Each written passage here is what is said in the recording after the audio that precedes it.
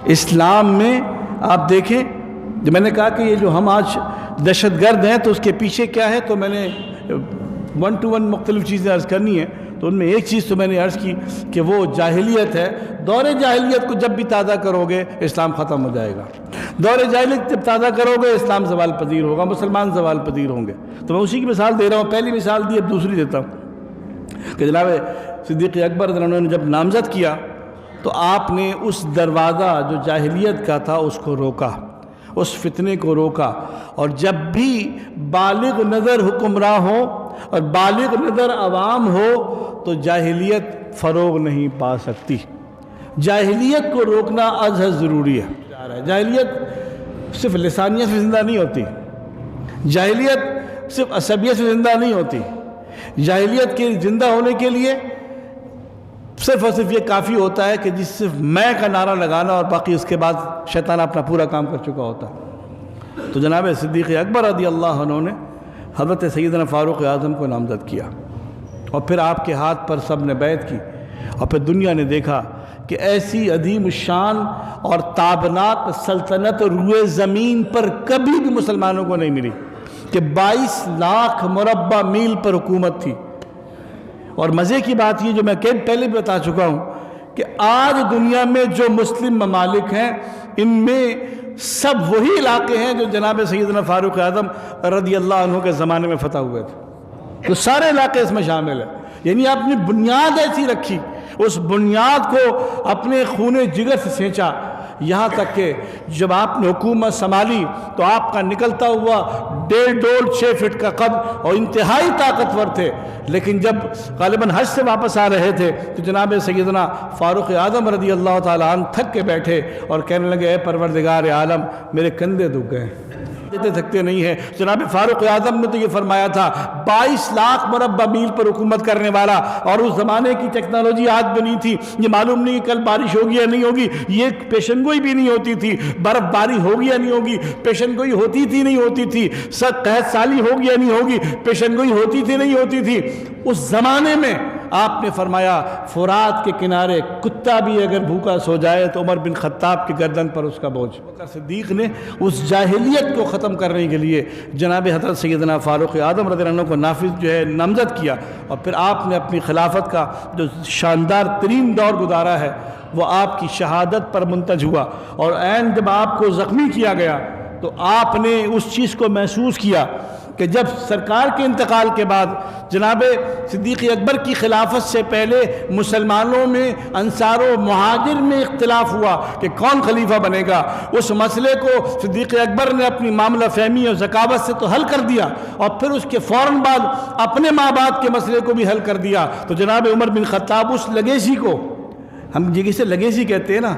ایک اچھائی کی ترتیب چلتی ہے آگے اور ایک برائی کی ترتیب چلتی ہے، شیطان کی برائیاں چل رہی ہوتی ہیں اور جناب سیدنا آدم علیہ السلام کی اچھائیاں چل رہی ہوتی ہیں، یہ فرق ہے۔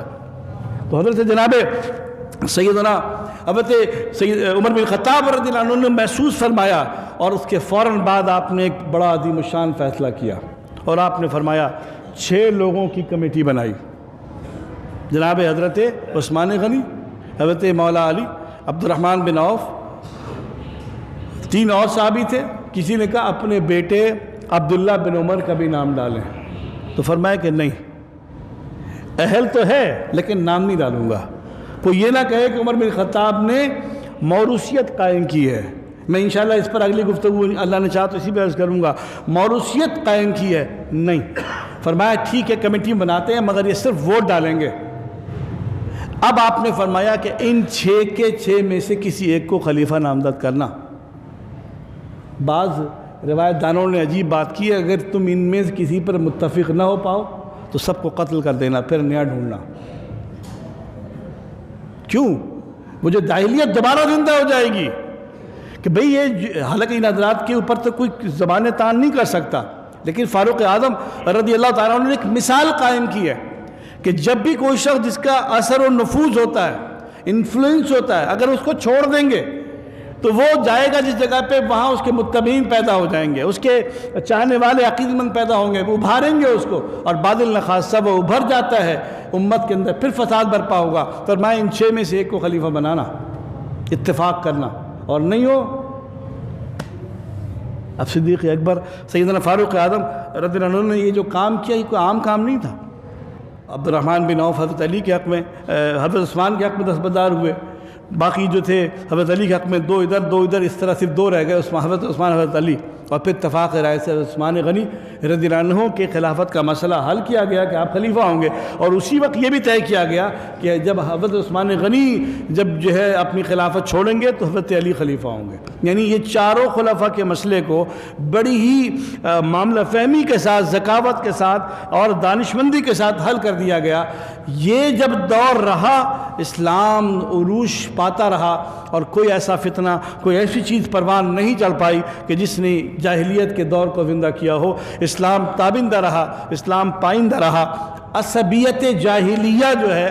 جب جس قوم میں آ جاتا ہے وہ قوم تباہ ہو جاتی ہے. انشاءاللہ اگلی گفتگو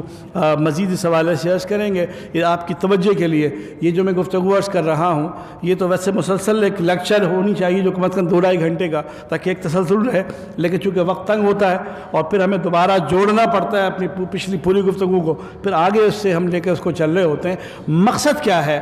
کہ آج اگر ہم برے ہیں، ہمیں برا سمجھا جاتا ہے، ہمیں خراب کہا جاتا ہے، تو ایسے نہیں ہے خرابیاں. اور وہ خرابی سب سے پہلی خرابی ہے کہ ہم فوراً جاہلیت پر لوٹ جاتے ہیں. یعنی ہمارے